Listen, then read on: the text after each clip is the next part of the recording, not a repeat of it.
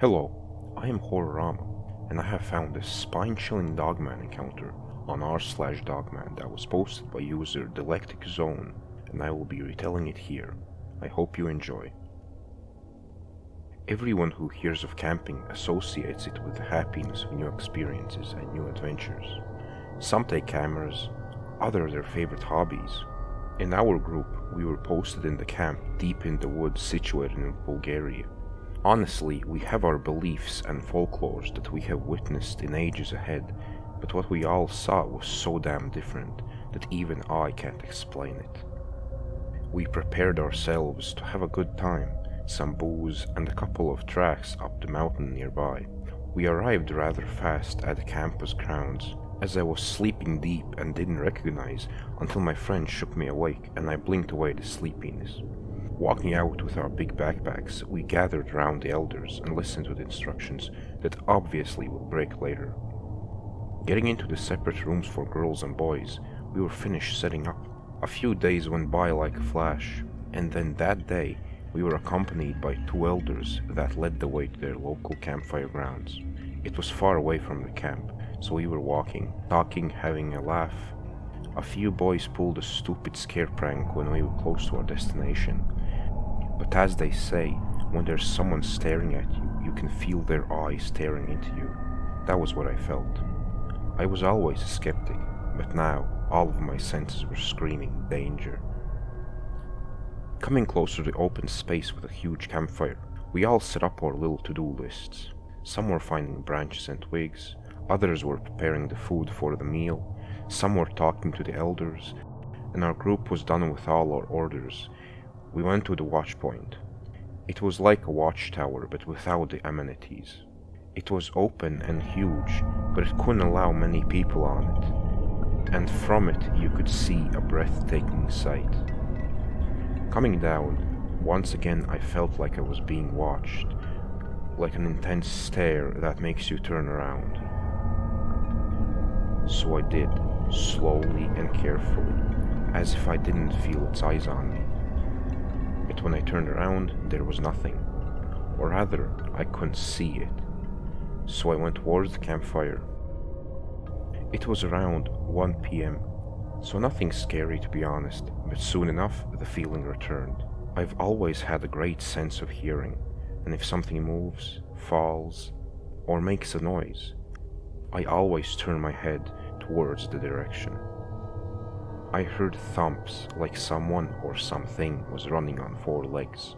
Remembering it was a forest, I stopped to see if it was an elk, fox, or something else. But then the horror hit me. The stumps stopped as soon as I looked. I was shocked so badly I didn't recognize my friend. My friend was trying to get my attention by shouting and asking what I had seen that scared me so much. I simply shook my head and told her that I didn't see anything, and whatever I heard was just my imagination. She laughed and dragged me towards the campfire, as I kept glancing back and having a bad feeling about it. As we all sat down, I thought that maybe, just maybe, the hunger was making me hear things, and yet I somehow knew that something was off. One of the boys decided to pay a visit to the toilet, and strangely enough, he went with his plate with a good chunk of meat on it. We were all chatting, already full from delicious barbecued foods, as we saw the boy rushing back, as if he was running from something. We all looked at him, as he explained, pointing to the plate that had only the sauce remaining of where his piece of meat was. He attempted to explain that while he was doing his business, something grabbed the meat from his plate and ran off into the woods. He had a bewildered look on his face. The elders suggested that it was just a wild animal that stole it. From the look in his eyes, I could clearly tell he didn't believe them. Some of the girls shared their barbecued meat with him, but yet we were a bit worried. After collecting all the plastic utensils and remaining food into bags, we left the campgrounds. The elders suggested walking around a bit, because they wanted to show us a few other places with waterfalls and caves. As we walked across the path, looking down at footprints in the wet mud, we saw a few rather strange ones and stopped to observe. They were wide, as if left by a bear or a very large canine. How could it be so large? Shrugging it off, we walked a bit further when the feeling hit me again. We were being watched by someone or something. As I turned my head, I spotted a rather old treehouse, so I alerted my closest friends. The others in the group continued ahead, not waiting for us. We all walked towards the house and saw a ladder. It was just a bunch of planks nailed to the tree heading up. We decided to climb up as we heard a few twigs being broken and rustling around us. It was as if someone was running around the treehouse. We quickly climbed up. Inside it smelled like wet, rotten wood and dust. As we all climbed in, one of my friends who was last to climb yelped and told us to get inside now. We all gathered further into the treehouse, looking at him as if he was a lunatic. We looked at him for an explanation, and as he was shivering and trembling, he turned and said, "I saw something huge down there running past me." We all panicked as we looked at him, and I whispered, "It's a bear, right?" He looked around frantically as one of the boys took out a knife, which made me smile, because it would be a damn toothpick towards something the size of a bear. He gasped for air as we all tried to calm down and not panic, but then we heard something running around below us. It was definitely the sound of a four-legged animal. If it really is a bear, couldn't it just climb the tree? My mind screamed. We all stood still as the running was now accompanied by the growl of this animal. The growl was a mix of a wolf howl mixed with something resembling human screaming. We all froze. It felt like a damn horror movie, and then we heard something climbing up the tree. As we all stood still, cowering in the back of the treehouse, looking out of the open window, we could all see that there was a huge-ass bear climbing up the tree. Has it noticed us? Was it hungry? My mind was racing as I realized something. The bear wasn't even looking in our direction. For some reason, it was looking down. I took a step closer to the window, and so did a few of my friends. We all looked confused as we thought, what was wrong with this bear? I mean, I was happy that it wasn't attacking us or eating us alive, but what in the name of everything could have scared a bear of this size? Unfortunately, the answer came with a loud growling sound, accompanied by thumps and scratches.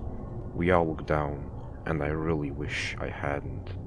This thing was so huge. It was at least 8 feet tall. It had a huge snout and really sharp canines. It was black and its ears were pointy, kind of like a lynx. Its fur was black and its eyes were yellow.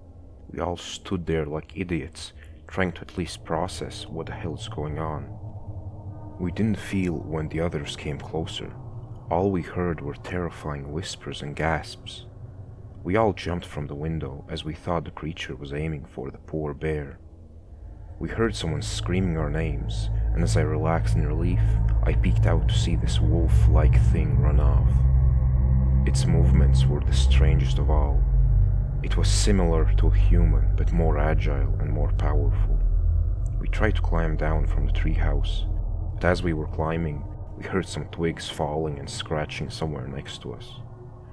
One of the girls started screaming, and we heard a loud thump and saw a bear running down the opposite side of the road. We all bolted down, nearly stumbling and falling off as we saw our elders rushing towards us. Walking back, we saw something rather peculiar. The fire pit was broken up, the trash bags were ripped open, and everything inside was gone. The group stood there petrified, and the elders checked around for any animal. When nothing was found, we picked up the trash and once again left. This time, our group was practically running towards the camp, and while the others mocked us, we tried to play it off. As we ran back, I felt it again, the dread of being watched, but thinking that we would be safe at the campgrounds, we all headed towards an old bell tower. It was abandoned, and the bell was ripped off, but the door was made from some very heavy metal, so we decided to close it just in case. Finally being able to relax a bit, we all let out deep breaths and huffs. and a few of us decided to smoke a bit before the elders came back. There we sat and tried to make sense of whatever that thing was, while also trying to, at least somewhat, calm ourselves. In our friend group was a guy named John.